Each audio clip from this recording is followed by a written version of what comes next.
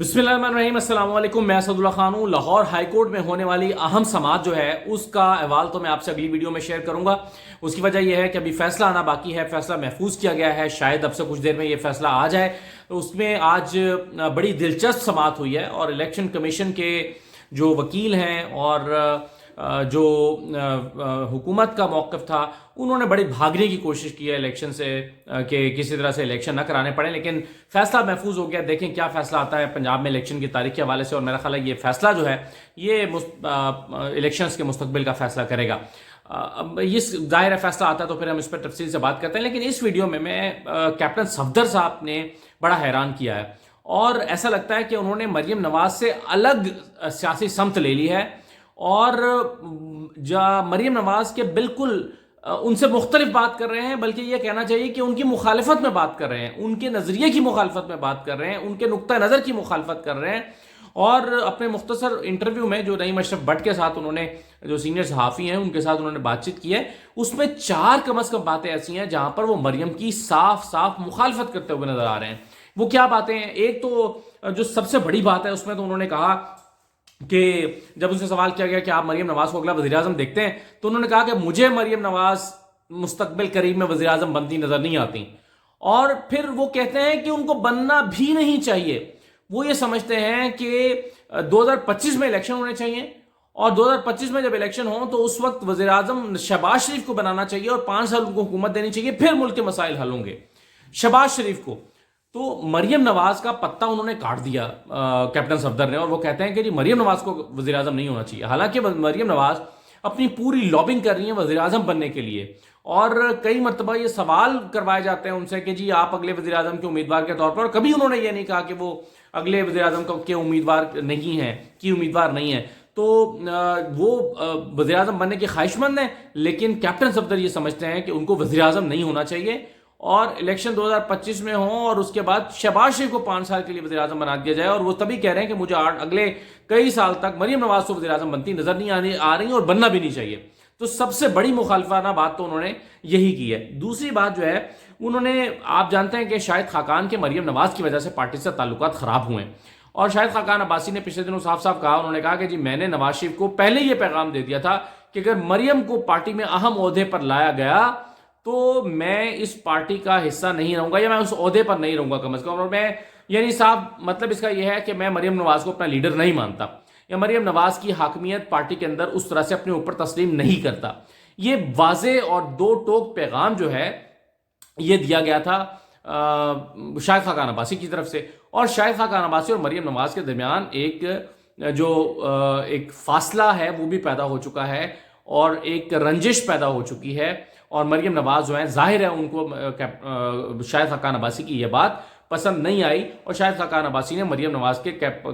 ओहदा संभालने के बाद ये ओहदा छोड़ भी दिया और अपने ओहदे से इस्तीफा भी दे दिया। अब कैप्टन सफदर साहब जो हैं उन्होंने ज़मीन आसमान एक कर दी शाहिद खाकान अब्बासी की तारीफों में, और वो कहते हैं कि शाहिद खाकान अब्बासी जो है वो उनके पार्टी के लिए वो ओहदों से बड़े आदमी हैं और उनकी बड़ी खदमात हैं और वो जनाब बड़े, उन्होंने मुशर्रफ के ज़माने में जेल काटी और बड़े, यानी उन्होंने उस शाहिद खाकान अब्बासी की तारीफों के पुल बांध दिए जिस शाहिद खाकान अब्बासी से उनकी अहलिया और पार्टी की लीडर मरीम नवाज इस वक्त शदीद इख्तिलाफ रखती हैं, लेकिन कैप्टन सफदर उनकी तारीफों के पुल बांध रहे हैं। तो यहां पर भी मुझे लगा कि कैप्टन सफदर जो है वो बिल्कुल अलग सियासी सोच और सियासी राह अपने लिए मुतय्यन कर चुके हैं, या सियासी समत कहना चाहिए, जाहिर है पार्टी तो उनकी वही है। फिर एक और मामले पर मरीम नवाज आजकल हर जलसे में इमरान खान की कैरेक्टर असैसिनेशन करती हुई नजर आती हैं और हर जलसे में कह रही हैं बुटेरियन वाइट का केस, इमरान खान की बेटी और ये तमाम चीजें जो हैं वो कहती हुई नजर आ रही हैं। और इस हवाले से कैप्टन सफदर ने भी पिछले दिनों एक बात की थी, लेकिन अब कैप्टन सफदर ने उस पर माजरत कर ली और वो कहते हैं कि जी मुझे जाती जिंदगी पर बात नहीं करनी चाहिए, और इमरान खान की जाती जिंदगी पर हम बात करेंगे तो हमारी जाती जिंदगियों पर भी जो है वो बात होगी। और जाहिर है आप जानते हैं कि खुद मरीम नवाज और कैप्टन सफदर के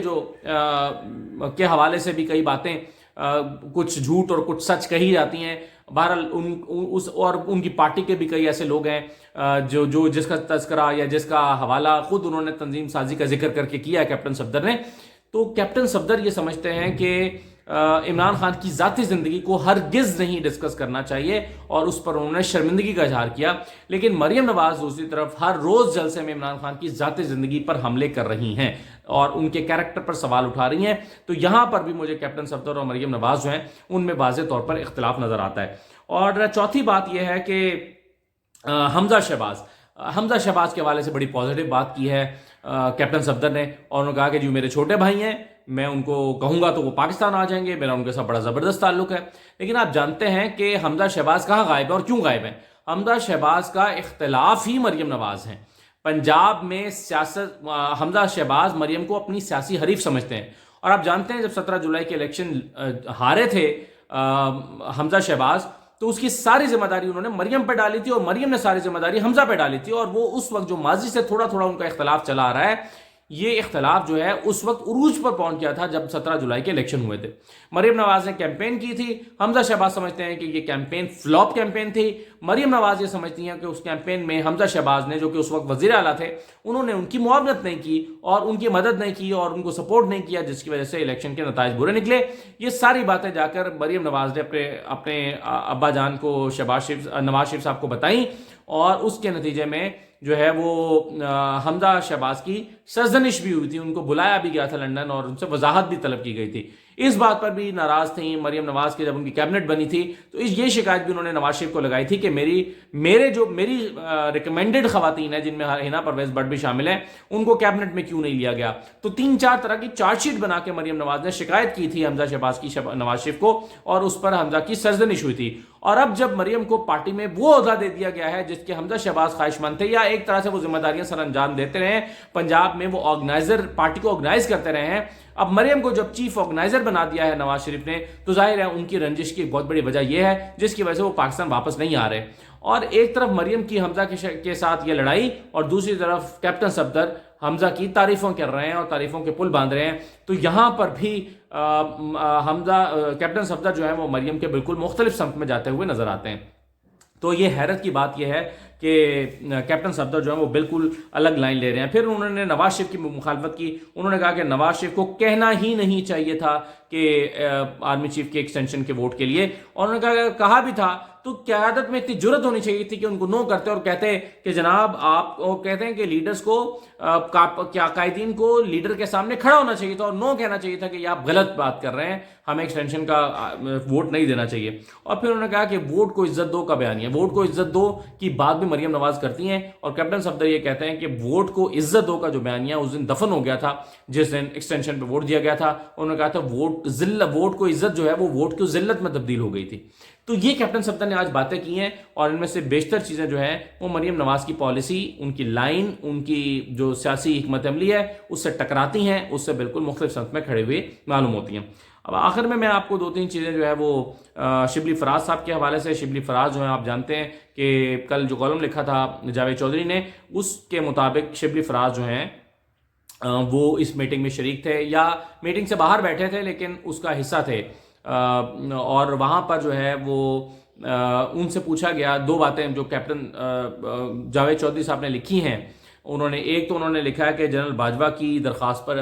جو ہے وہ عمران خان کی درخواست پہ یہ ملاقات ہوئی. جاوید چودھری نے اپنے کالم میں لکھا ہے، ظاہر ہے ان کو جنرل باجوہ نے یہی بتایا ہے کہ عمران خان کی درخواست پہ یہ ملاقات ہوئی. شبلی فراز کہتے ہیں کہ غلط بات ہے، یہ جو ملاقات ہے یہ جنرل باجوہ کی درخواست پہ ہوئی، اور جنرل باجوہ ملنا چاہتے تھے اور اس معاملے کو جو ہے وہ کنکلوڈ کرنا چاہتے تھے، اس لیے یہ ملاقات ہوئی. تو اس پر جو ہے وہ ایک تو اختلاف یہ ہوا، اور دوسری بات یہ ہے کہ شبلی فراز صاحب یہ کہتے ہیں کہ جاوید چودھری نے لکھا ہے کہ عمران خان پہلے پہنچ چکے تھے، یعنی اسے وہ تاثر دینا چاہتے ہیں کہ جی وہ پہلے پہنچ کے آرمی چیف کا انتظار کر رہے تھے، یا وہ اس ملاقات کے لیے بڑے ایگر تھے. تو اس پر وہ کہتے ہیں کہ نہیں، ہم جب پہنچے ہیں تو وہ پہلے سے موجود تھے، ان کے جو ملٹری سیکٹری ہیں جنرل عرفان وہ موجود تھے، تو وہ پہلے آ چکے تھے، ہم بعد میں پہنچے ہیں. تو یہ بات بھی شبلی فراز صاحب نے جو ہے وہ کہی ہے. پھر اس میں جو ملاقات کی ناکامی کے حوالے سے کہا گیا ہے، تو اس پر تو خیر شبلی فراز نے کہا ہے کہ اس وقت عمران خان نے کوئی تاثر نہیں دیا کہ اس میں کیا باتیں ہوئی ہیں اور کیا بات چیت ہوئی ہے اور کیا ملاقات ہوئی ہے. تو آپ سوچئے کہ اس ملاقات میں،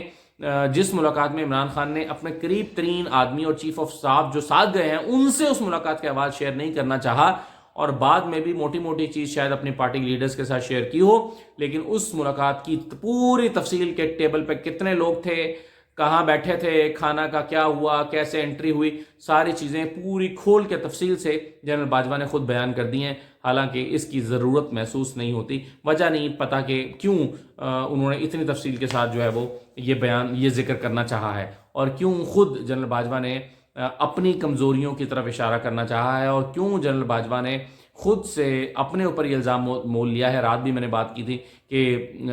وہ عدلیہ کے حوالے سے بات کر رہے ہیں کہ جی کیسز ختم کرانے کے حوالے سے بات کر رہے ہیں، یہ بھی الزام اپنے سر لینے کہ ہم نے کیسز ختم کرائے اور ہم اس میں انٹروین کرتے ہیں اور ہم کیسز ختم کراتے ہیں، تو یہ سب چیزیں انہوں نے کیوں کی۔ بہرحال میں نے رات کی ویڈیو میں ان کے کئی تضادات کا ذکر کیا تھا، اگر آپ نہیں دیکھ سکے تو میں اس کو ابھی اینڈ اسکرین پہ شیئر کر دیتا ہوں، آپ دیکھ لیجئے گا۔ ایک تو میں نے ان کے بہت سارے تضادات کا ذکر کیا تھا کہ کہاں ایک ہی تحریر میں ان کی دو مختلف باتیں سامنے آتی ہیں، اور اب ان کے کچھ مزید جھوٹ جو ہیں وہ شبلی فراز صاحب کے